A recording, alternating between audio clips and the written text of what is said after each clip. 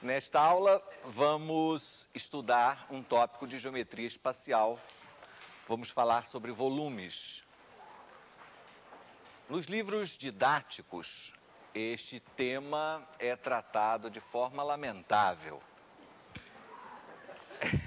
Então, vamos, nessa aula, tratar do aspecto mais teórico, de como apresentar, como definir, o que dizer.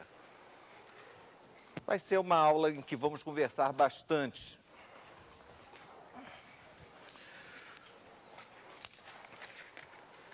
Muito bem.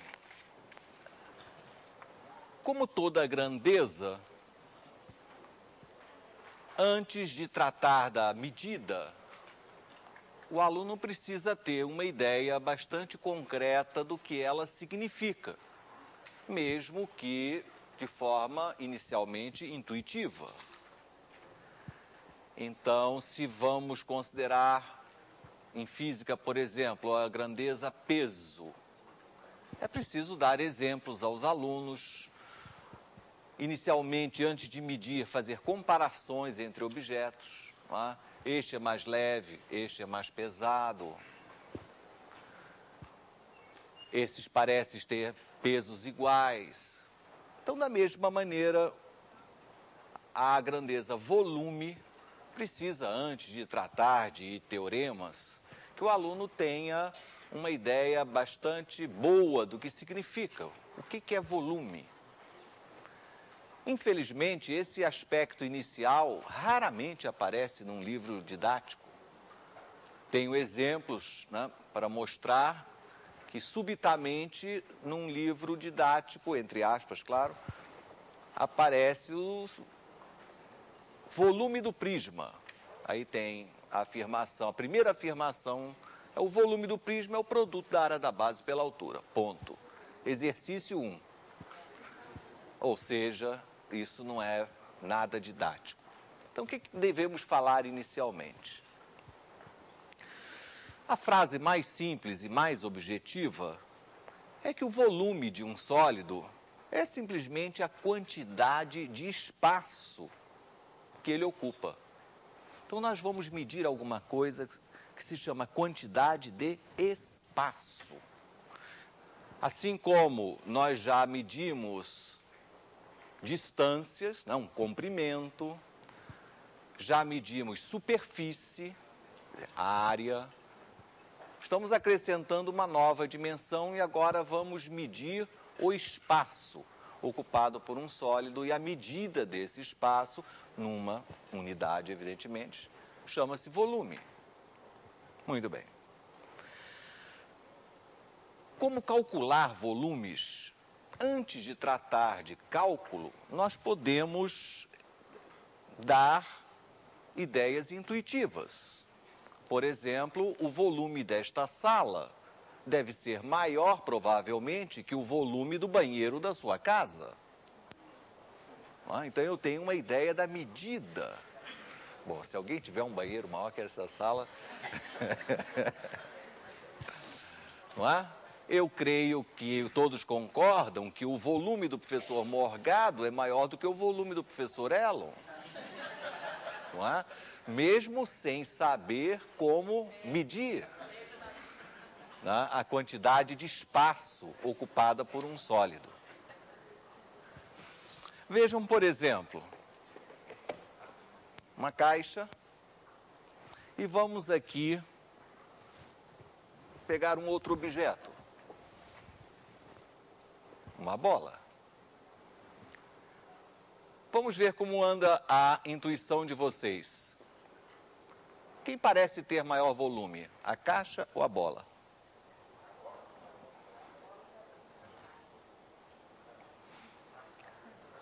Vamos ver como anda a intuição de vocês.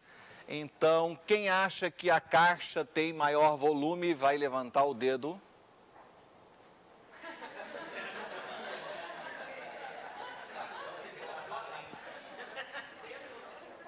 Quem acha que a bola tem maior volume?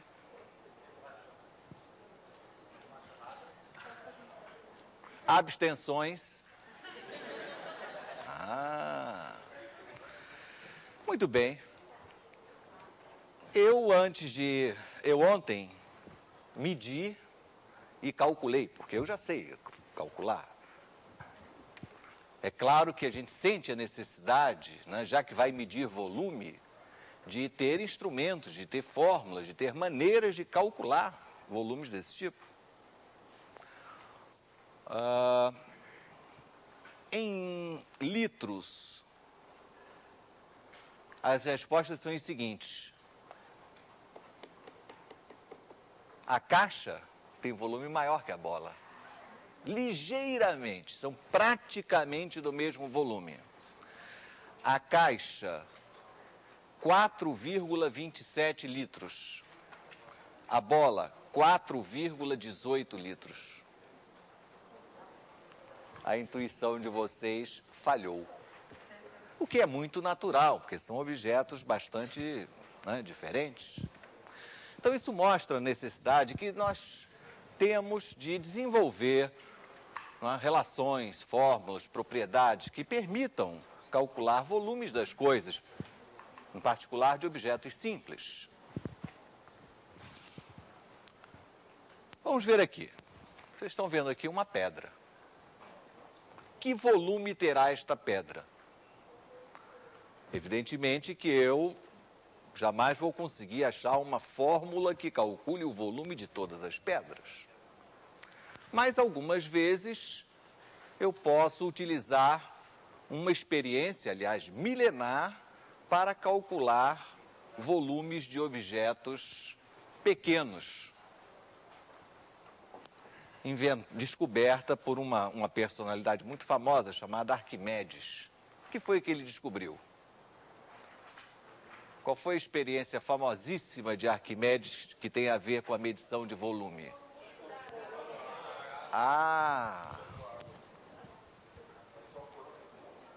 Aqui está.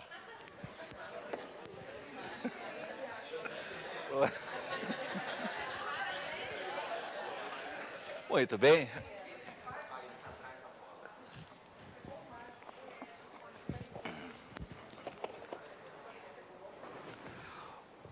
Tomemos um recipiente de seção horizontal sempre igual. Por que eu catei um copo perfeitamente cilíndrico e não um outro recipiente qualquer? Não é Cavalieri ainda não. É porque quando todas as seções horizontais são iguais, então o volume é proporcional à altura. Aí está. Ou seja, como aprenderam na aula de segunda-feira, se eu dobro a altura, eu dobro o volume. Se eu triplico a altura, eu terei triplicado o volume. Então, por isso, eu meço volumes, eu procuro um recipiente cuja seção reta, né, seção horizontal é sempre a mesma. Vamos fazer uma marca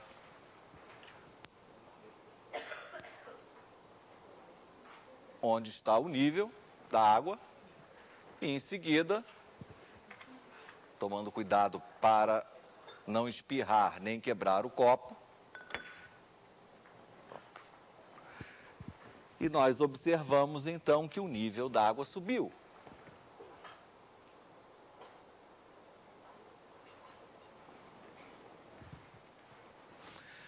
Repare que eu ainda não sei calcular volume nenhum, mas eu posso afirmar o quê? Que o volume desta pedra que vocês estão vendo é igual ao volume de que outro objeto mais simples?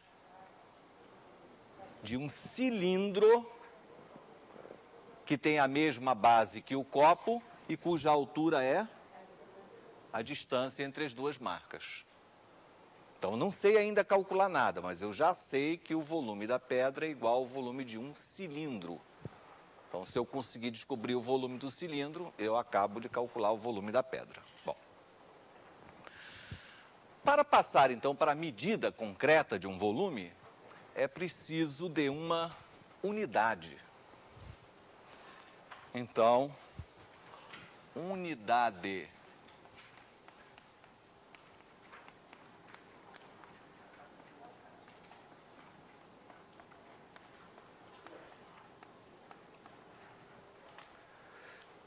Nós medimos volumes tomando como unidade um cubo.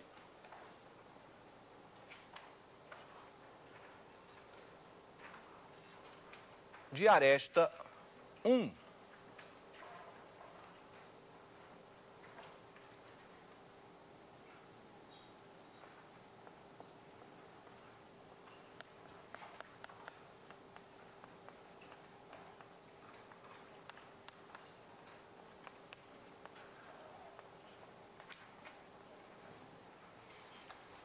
Se a aresta do cubo for de 1 centímetro, então esta unidade toma o nome de centímetro cúbico. Se for 1 metro, metro cúbico. E assim por diante.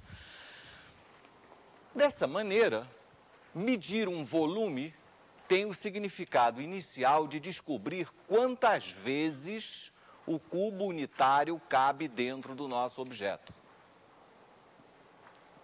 Bom, não é uma coisa fácil de entender isso para um objeto qualquer. Para uma caixa, eu entendo o que seria, né, calcular o número de cubos que cabe aqui dentro. E todos os livros didáticos têm o seguinte exemplo para o volume do paralelepípedo retângulo, ou simplesmente o bloco retangular.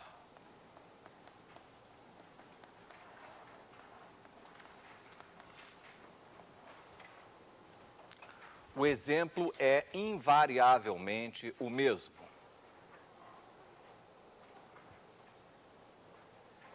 Aparece um desenho de um paralelepípedo. As medidas também são sempre as mesmas. 4 por 3 por 2. E uma figurinha mostrando em quantos cubos unitários este paralelepípedo fica dividido. Algo assim.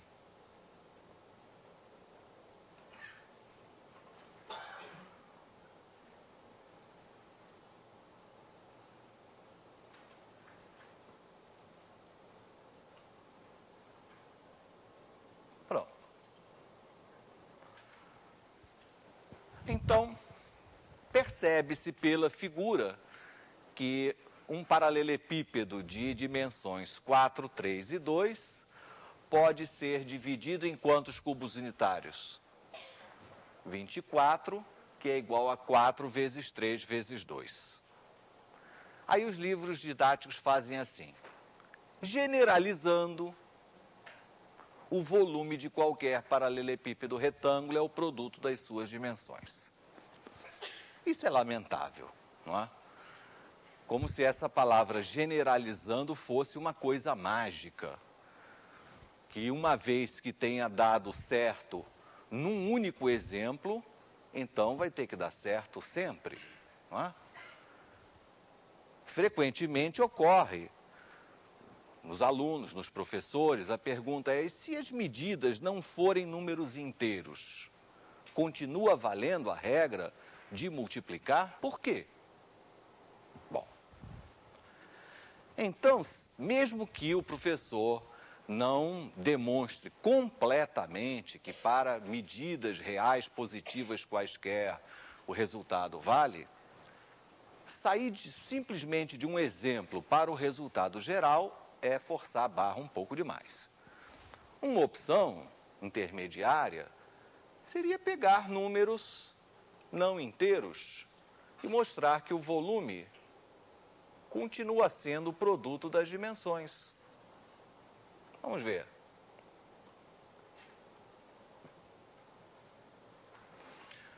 Tome um paralelepípedo e suponha que esta medida seja de 4,7 centímetros esta daqui 3,2 centímetros e esta aqui 2 centímetros. Pronto. Por que para calcular o volume do paralelepípedo eu realmente multiplico as três dimensões? Já que, evidentemente, o significado inicial de volume, que quer dizer a quantidade de cubos que cabe dentro do meu objeto, não pode ser aplicada dessa maneira escrita, não dá para encaixar. Fazemos então o seguinte, pegamos a unidade e vamos dividir a unidade em pedaços menores. De acordo com as medidas, é suficiente dividir este lado, esta aresta do cubo igual a 1, em cubinhos cuja aresta mede 1/10. Então, o que fiz eu? Peguei a unidade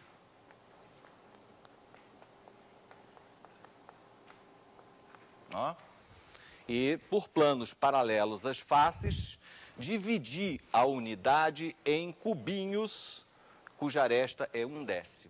Pergunto, quantos cubinhos pequenininhos cabem dentro dessa unidade? No comprimento, 10. Na largura, 10. E mais 10 camadas. Total quantos? 1000. Então, existem 1000 cubinhos. Portanto, o volume de cada cubinho é 1/1000.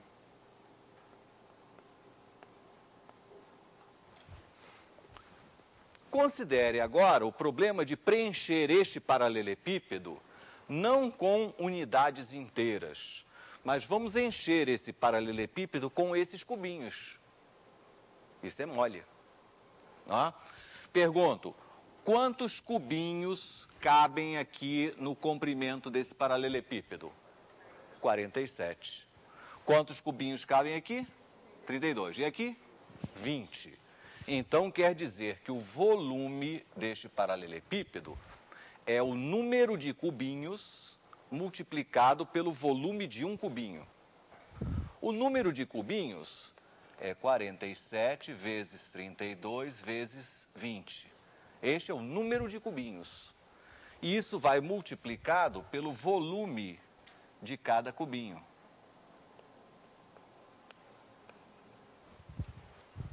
Já entenderam? Aqui eu tenho 10 ao cubo, e esse 10 ao cubo eu vou colocar um 10 embaixo de cada um desses números. E fico então com 4,7 vezes 3,2 vezes 2. Tá certo? Não interessa o resultado. Interessa que, mesmo que as medidas não sejam inteiras, este exemplo simples mostra que você ainda assim, você multiplica as três dimensões. E diga uma coisa, e se essa medida, por exemplo, fosse assim? Aí esse cubinho já não serve. O que você faria? Você pegaria um cubinho de aresta 1/100. E aí quantos cubinhos caberiam aqui? 470, etc. E se aqui, por exemplo, essa medida fosse assim? Qual é o cubinho que a gente vai preferir? De aresta 1/1000. Vocês já estão se aproximando da demonstração que para quaisquer medidas racionais, é preciso ser racional, não é? Mesmo que isso daqui tenha 500 casas decimais, você sabe pegar um cubinho pequenininho, minúsculo, não é? E preencher aquilo com os cubinhos, ok? Num dos exercícios da tarde, então, nós vamos pedir que você realize essa demonstração para medidas racionais quaisquer. Isso aqui foi apenas um exemplo, mas a direção já apareceu. Ok, então vamos continuar aqui com as nossas mágicas. Eu já sei calcular, então, o volume de um paralelepípedo, mas não sei avançar mais do que isso.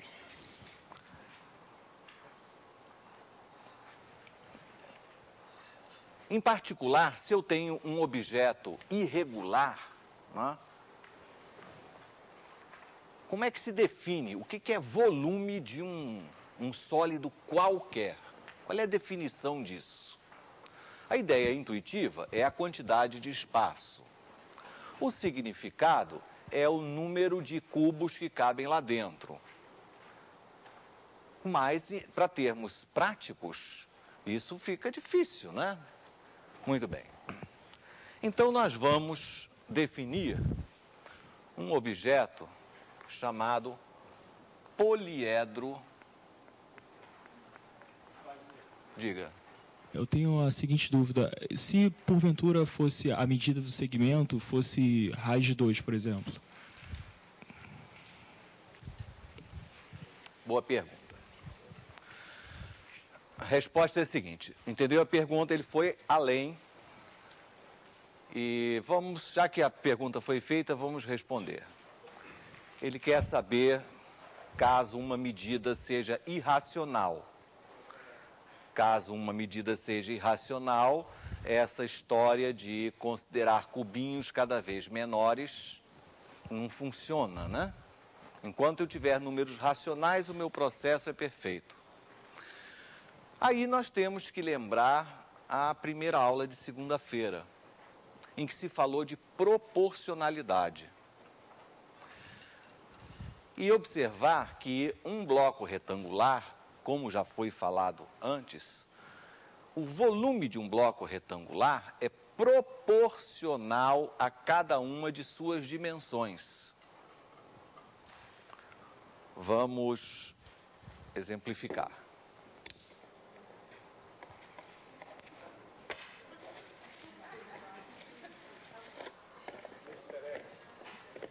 Aqui é materiais concretos. Veja um bloco retangular. Isso aqui é um brinquedinho do meu filho, mas é ótimo para isso. Eu tenho um volume. Porém, mantendo duas dimensões constantes, se eu dobrar a terceira dimensão, o que aconteceu com o volume? Duplicou. Se eu triplicar essa dimensão, o que aconteceu com o volume? Triplicou. Então, o volume é proporcional a esta dimensão, ao seu comprimento. É claro que é proporcional à largura. É claro também que é proporcional à altura. Então, vamos chamar de V, X, Y, Z, o volume de um poliedro retangular de dimensões X, Y e Z, reais quaisquer. O teorema fundamental da proporcionalidade diz que as seguintes operações podem ser feitas. No lugar de x, vamos escrever x vezes 1. Mantendo y e z constantes, se o volume é proporcional a esta dimensão, então isto dará x vezes v de 1yz.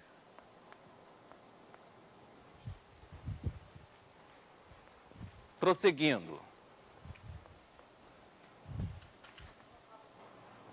Exatamente, estou repetindo algo que já foi feito aqui. No lugar de y, escreva y vezes 1. E como o volume é proporcional à segunda dimensão, então isto é xy v de 1z. Finalmente,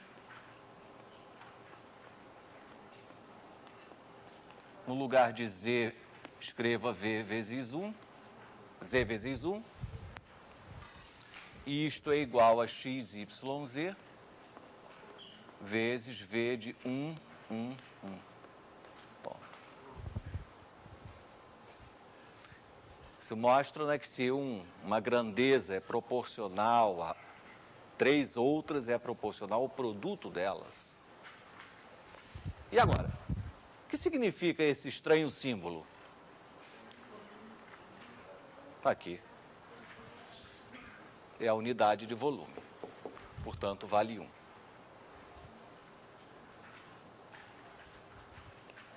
E isso dá o produto das dimensões. Respondida a pergunta? Tá?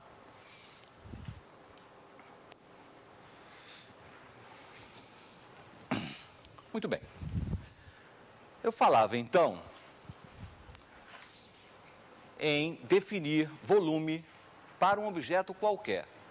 Eu já sei perfeitamente calcular volume de blocos retangulares. Agora vamos definir um objeto chamado um poliedro retangular.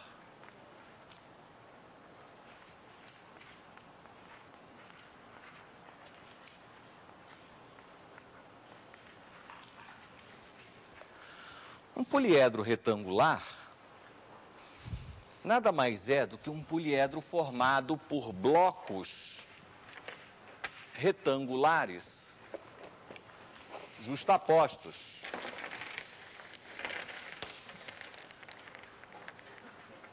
É isso mesmo. Aqui, ó, vou empilhando, fazendo aqui a minha brincadeirinha. Vou empilhando. Pronto. Isso aqui é um poliedro retangular.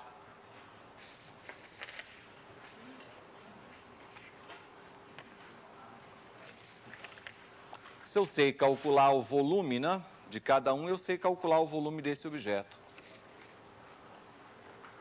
Aqui.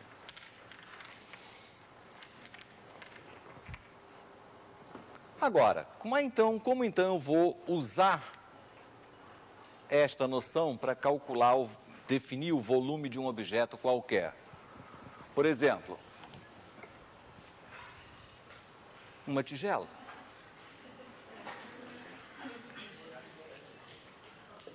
É bastante simples. Para eu entender o que é o volume desta tigela, eu vou considerar poliedros retangulares dentro desse objeto. Cabelo. O volume do poliedro retangular, do poliedro retangular é uma aproximação do volume do meu objeto. Uma aproximação por falta. Então, como é que eu vou melhorar essa aproximação? Veja. Melhorei. Consegui um outro poliedro retangular, maior do que o primeiro, mas ainda contido no meu objeto. Vamos melhorar a aproximação? Melhorei mais ainda. E aí está a noção de volume de um objeto qualquer. É o número real, tá? dado pelos volumes dos poliedros retangulares contidos no objeto dado. Cada vez mais eu posso melhorar a minha aproximação. E assim infinitamente. Depois que eu aprendi a calcular o volume de um bloco retangular, eu poderia repetir a experiência do Arquimedes, ao invés de ser com um copo cilíndrico, com um copo que fosse um bloco retangular. Aí eu conseguiria medir o volume de qualquer sólido. Veja bem, sim e não. Você consegue medir o volume da Lua? Claro. E ainda mais, na maioria, vamos pensar uma coisa. Não sei se da maioria, mas frequentemente os volumes que nós vamos calcular são de objetos que na verdade não existem. eu, por um acaso, sou engenheiro. Uma das coisas que fiz na vida. E eu tinha esse problema, fiz engenharia civil, por exemplo, de calcular o volume de concreto de um edifício que vai ser construído. Isso é um dado fundamental, importantíssimo, para calcular um monte de coisas a partir. Qual é o volume do concreto? É claro que eu tenho que calcular o volume de uma coisa que não existe ainda, que eu não posso manipular, eu não posso pegar. Então, a partir da planta, observando as colunas, as vigas, a forma, as dimensões, eu tenho como calcular o volume e depois somar tudo, tá certo? Então, claro que vale sempre Arquimedes, mas com uma limitação imensa. Ó. Outra pergunta? A demonstração, por exemplo, de cone e de pirâmide. Eles dizem assim, a quantidade de areia que você consegue colocar dentro de um cilindro, no caso de cone, né? Essa demonstração nunca, pelo menos até agora, eu não vi em nenhum livro. Vamos fazer. Não agora, mas na aula de exercícios, possivelmente dará tempo de fazer. Mas veja bem, então nós compreendemos o significado do volume de um sólido qualquer. Antes de passar ao próximo ponto, reparem uma coisa. Vamos aplicar a este objeto. Aqui você vê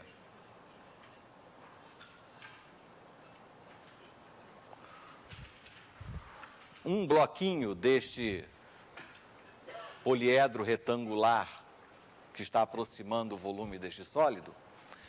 E vamos aplicar a este objeto uma semelhança de fator de ampliação K. O que quer dizer isso?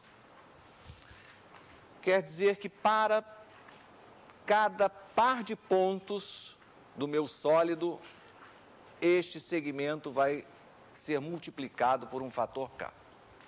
Então, nós vamos expandir todas as distâncias, todas, por um fator K, incluindo, evidentemente, cada bloquinho daqueles.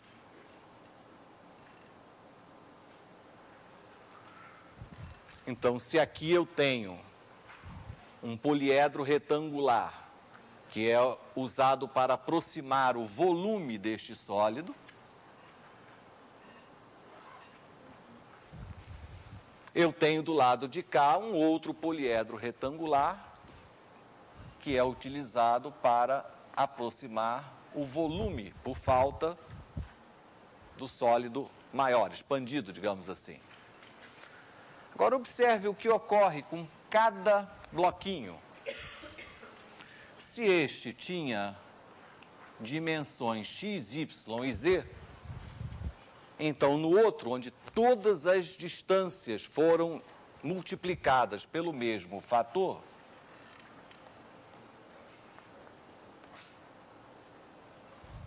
o que aconteceu com o volume do segundo bloquinho? É igual ao volume do bloquinho anterior multiplicado por quanto? Por K ao cubo. Então, para toda aproximação deste volume, eu tenho uma aproximação do volume do outro objeto, onde cada uma delas é igual à primeira multiplicada por K ao cubo. Ou seja, este volume ficará multiplicado por K ao cubo.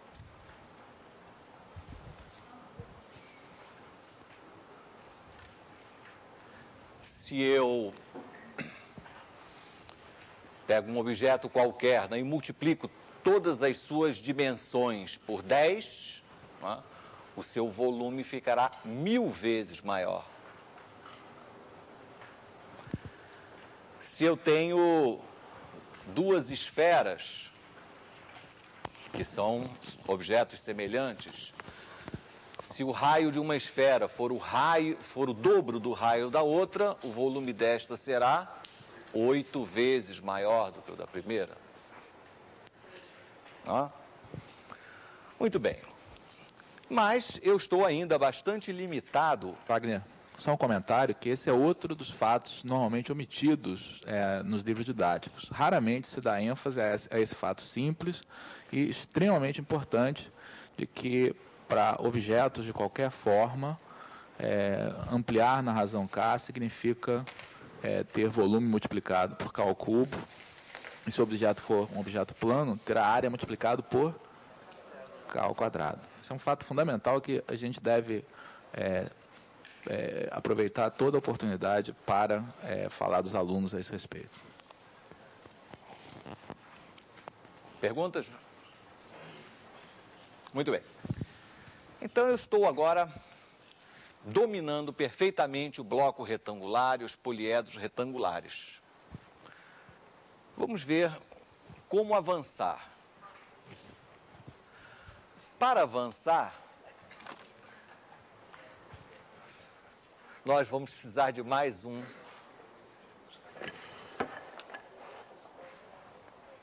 conceito.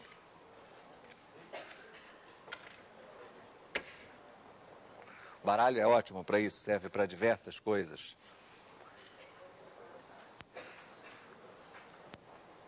Para relaxar. Paulo César, me diga uma carta aí. Hã?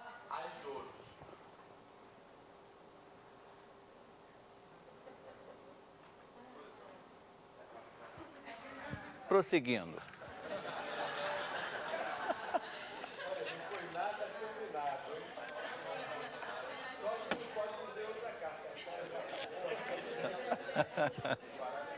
Não. É que eu ontem, claro, eu contei as cartas todas e sabia que o As de Ouro estava na 71ª.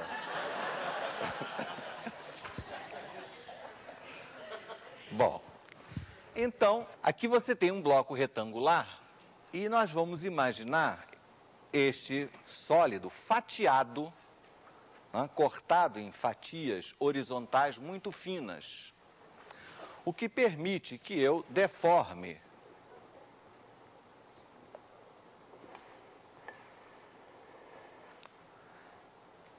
e agora você vê um prisma oblíquo. Pergunto, a altura mudou quando eu fiz essa transformação? Fiz uma fatia deslizar ligeiramente sobre a que está embaixo? A altura é a mesma. E o volume? É o mesmo. Eu posso deformar essa figura, inclusive, para outros objetos mais estranhos. O volume mudou? Não. A altura mudou? Nem tampouco a base. Então, eu concluí o seguinte, que se eu, num sólido, se todas as fatias forem exatamente iguais, o volume não muda, não importa a sua forma. Né? Então, o volume será o mesmo do bloco retangular que eu já sabia calcular.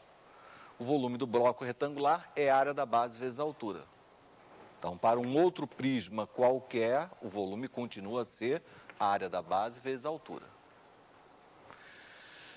Então, isso é um caso super particular do que se chama princípio de Cavalieri, né? Nesse caso, nesse meu caso particular, todas as seções horizontais são iguais. Então, se dois prismas, né, de mesma base, mesma altura, têm mesmo volume.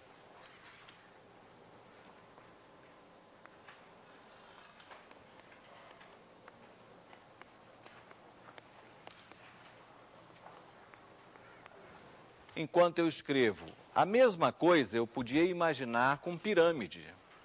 Pega uma pirâmide, corte ela em fatias muito finas e deforme a pirâmide, fazendo com que cada fatia deslize em cima da adjacente, né?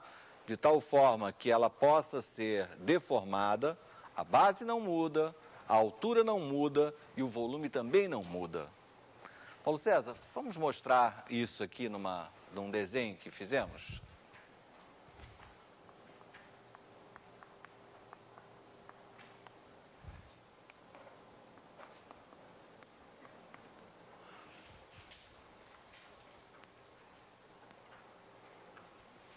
Tá? Temos uma pirâmide, a base em verde e uma seção horizontal que ela pode se mexer. Vamos mexer a seção, as fatias, vou mostrar. Em cada pontinho, a cada altura tem uma fatia. Isso. Agora o Paulo César vai mover o vértice paralelamente à base e vocês vão ficar olhando para aquele triângulo vermelho. Ele é sempre o mesmo.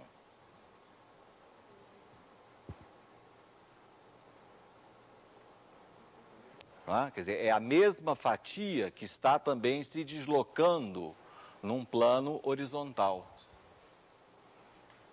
Então, todas as fatias apenas sofrem um movimento de translação. Sua base fica quietinha, presa.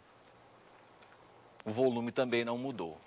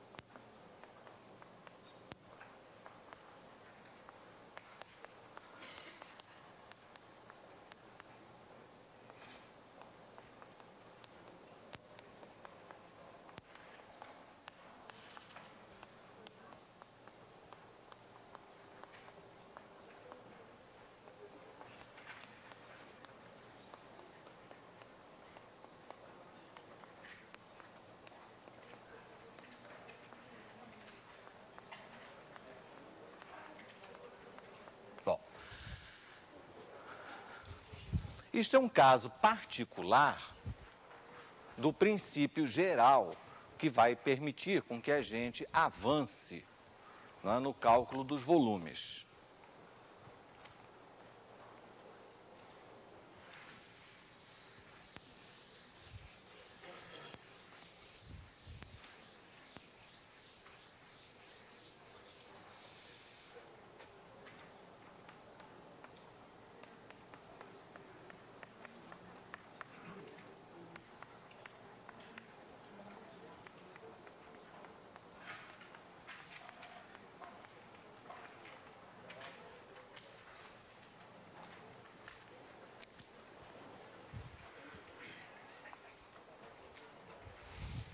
O princípio que vamos adotar e do qual aquelas situações são casos particulares é o seguinte: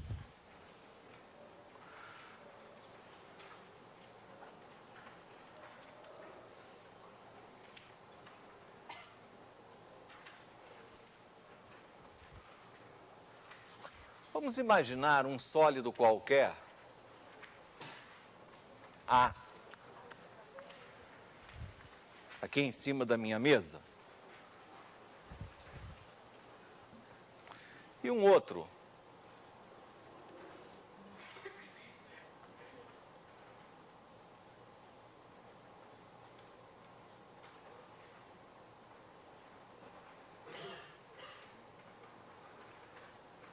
B.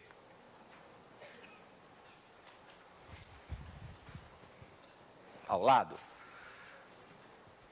Mas vamos admitir que eles tenham a seguinte propriedade: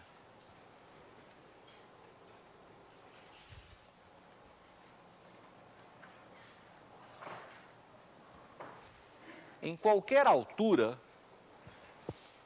traçando um plano também horizontal, quer dizer, um plano paralelo ao plano que eu coloquei aqui embaixo, a minha mesa,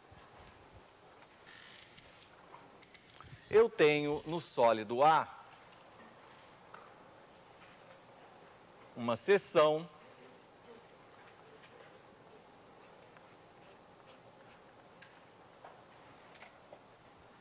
cuja área, vou chamar área em A. E em B,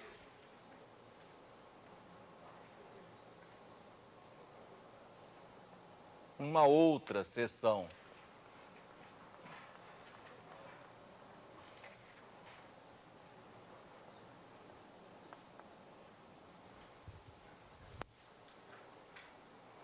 O princípio de Cavalieri afirma que se para todo o valor de H,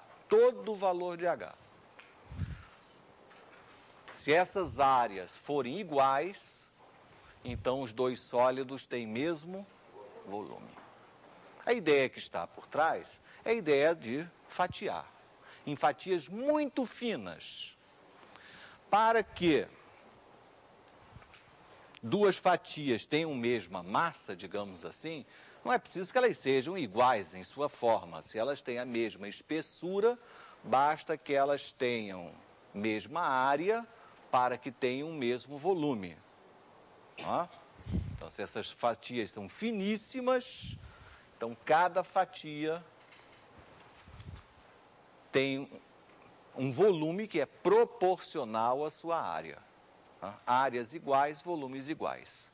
Então, se isso ocorre em qualquer altura, então comparar e verificar que áreas são iguais implica que os volumes desses objetos sejam iguais.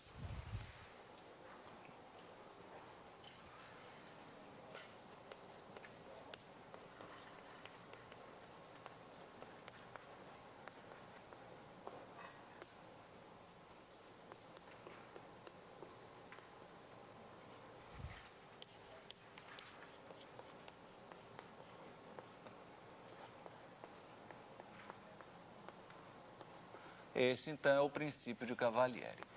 É isso que vai fazer com que a gente possa avançar no cálculo de volumes, porque até aqui nós estávamos presos a blocos retangulares e prismas, coisas como pirâmide, ainda é incompreensível. Tem uma pergunta aqui? É o seguinte, para provar que o volume da pirâmide é um terço do volume do prisma, usa esse princípio também? Repita que eu não compreendi bem. Para provar? Que o volume da pirâmide é um terço do volume do prisma de mesma base, mesma altura. Usa esse princípio também? Exatamente. Não. Você vai fazer, não? Já que você perguntou, claro que vamos fazer agora. Obrigado. Uma pergunta aqui, professor Elon. Se for para provar que o volume da pirâmide é um terço do volume do prisma que tem a mesma base e a mesma altura, não precisa do princípio de Cavalieri. O que você precisa do princípio de Cavalieri é para mostrar que dois prismas de mesma base e mesma altura têm volumes iguais. Mas para provar que o volume da pirâmide é um terço do volume do prisma correspondente, você faz mediante uma decomposição. Não, basta, quer dizer... Não, vamos ver, vamos fazer isso agora.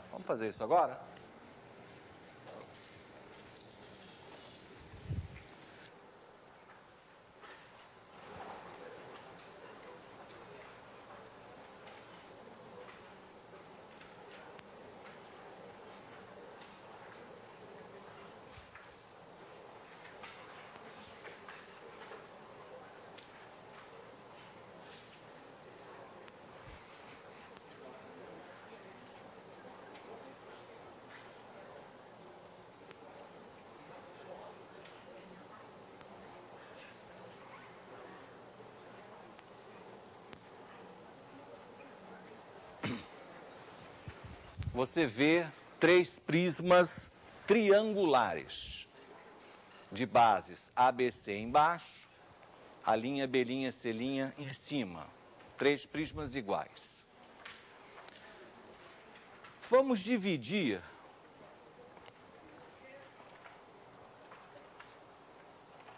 esses prismas em três pirâmides convenientes. Do primeiro prisma, eu peguei um pedaço, que é a pirâmide A', B', C', A.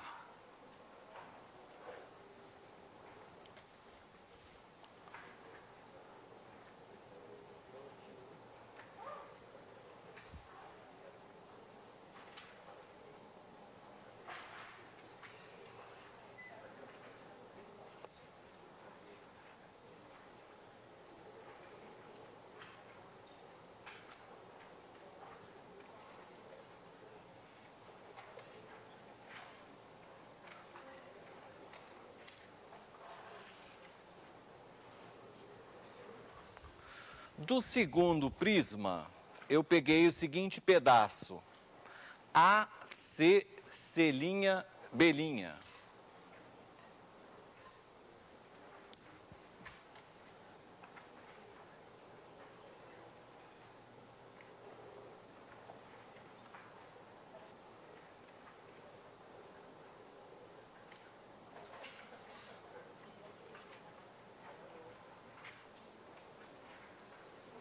E do terceiro prisma, eu peguei o pedaço ABCB'. Muito bem. Primeiro, queria que vocês ficassem olhando até que vocês se convençam realmente. Calma. Primeiro, que as três partes juntas fazem um prisma inteiro, que elas se encaixam. Conseguem montar? Vou repetir. O primeiro pedaço é A', B', C', A. O segundo pedaço é A, C, C', B'. A, C, isso é uma pirâmide. Eu coloquei assim, Krylov, A, B, C embaixo, A', B', C' em cima, correspondentemente a aresta A', B', C, C'. Esse segundo pedaço, AC, C' é um triângulo e tem B' como quarto vértice. AC, C', B'. Ah, essa é do meio, é esquisita, Krylov, é. E a terceira é fácil, ABC e B' como quarto vértice. Fixem atenção nesta do meio e perceba que a primeira se encaixa aqui atrás, ó, perfeitamente. Pega a laranja, põe aqui atrás e a azul aqui na frente, ó. Tá? Fixe a do meio e encaixe a primeira um pouquinho atrás dela e a terceira aqui na frente. Enxergaram o encaixe? Vamos chamar os volumes dessas pirâmides de V1, V2 e V3. E vamos arrumar argumentos para justificar que os seus volumes são iguais. Se eu conseguir mostrar que os três volumes são iguais, então o volume de qualquer uma delas, por exemplo, a terceira, será 1/3 do total. E como ela tem a mesma base e a mesma altura que o prisma, por que os três volumes são iguais? Bom, primeiro, é muito fácil justificar por que V1 é igual a V3. Por quê? Tem mesma base e mesma altura. O triângulo ABC é igual ao triângulo A', B', C'. E a distância de A ao plano superior do prisma é a mesma distância de B' ao plano de baixo. O que eu estou usando aí? Que o prisma tem duas bases paralelas, e congruentes. Muito bem. Então, V1 igual a V3 é mole. Agora, vamos pensar por que V1 é igual a V2. O tetraedro é uma pirâmide muito especial, não é? Porque qualquer face eu posso chamar de base. Para uma pirâmide qualquer, base, a gente sabe o que é. Mas num tetraedro, qualquer face serve para ser chamada de base, né? Então, nesse primeiro tetraedro, vamos pensar em tomar como base este triângulo A', C'. Tá aqui, ó. Olhem A', C' como base e pensem no ponto B' como o quarto vértice, o vértice da pirâmide. Na segunda, vocês pensem em considerar como base o triângulo AC'.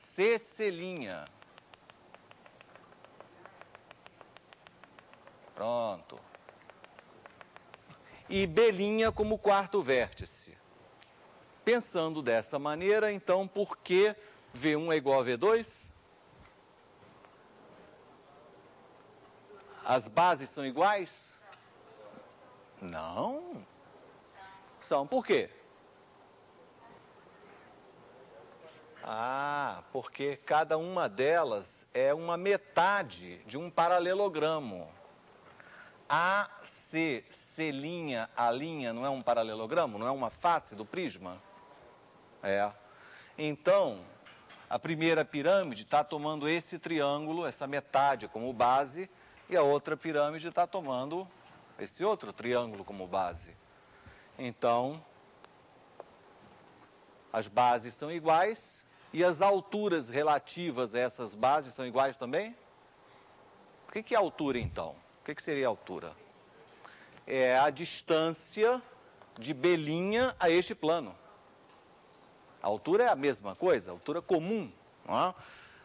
A distância de B' ao plano da face de trás, a esse plano AC, C', A'. Então, nos dois casos, a altura é exatamente a mesma. E as bases são triângulos congruentes.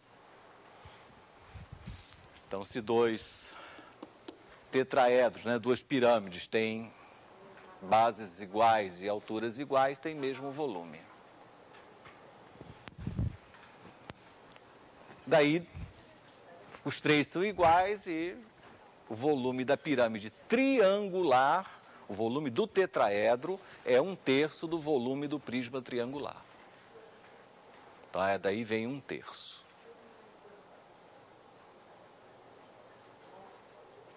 Perguntas?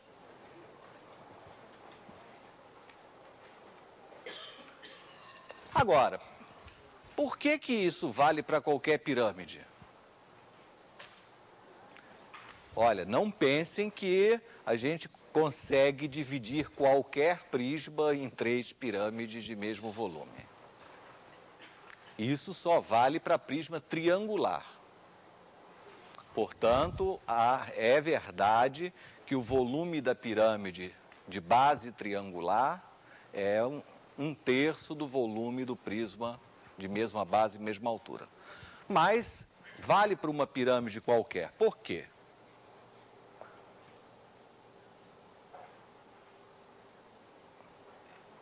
Pegue uma pirâmide.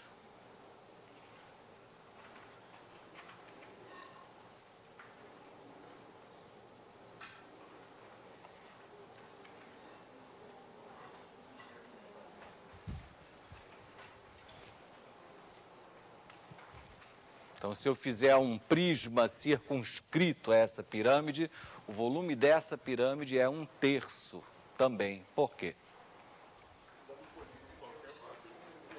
Isso. Vamos dividir essa pirâmide em pirâmides triangulares.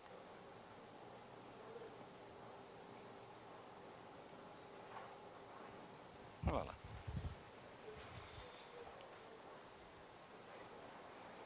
lá. Dividindo a pirâmide em pirâmides triangulares, se para cada pirâmide triangular vale o resultado, então vale qualquer pirâmide. Desde que a base seja um polígono regular, nada, qualquer polígono. Convexo, não precisa ser convexo, não. Qualquer polígono pode ser dividido em triângulos. Não precisa ser... A divisão não precisa ser sempre por um vértice, não. Aliás, isto é um resultado interessante. Qualquer polígono de N lados sempre pode ser dividido em quantos triângulos? N menos 2 triângulos.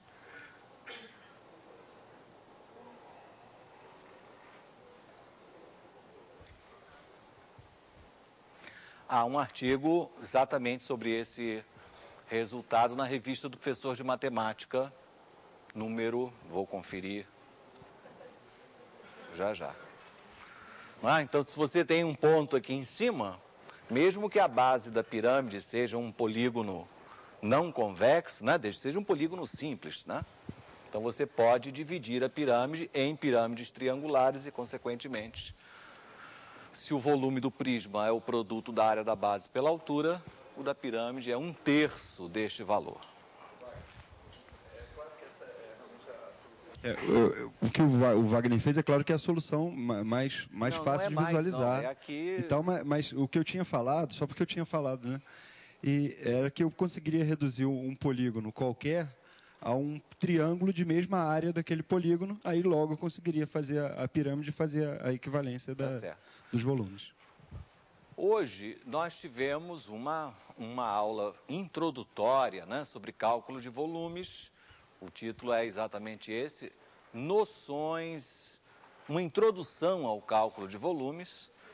Quer dizer, não chegamos a calcular muita coisa, mas demos os ingredientes necessários para que a gente então possa com facilidade obter volume do cone, o volume da esfera e outros objetos simples. Muito obrigado.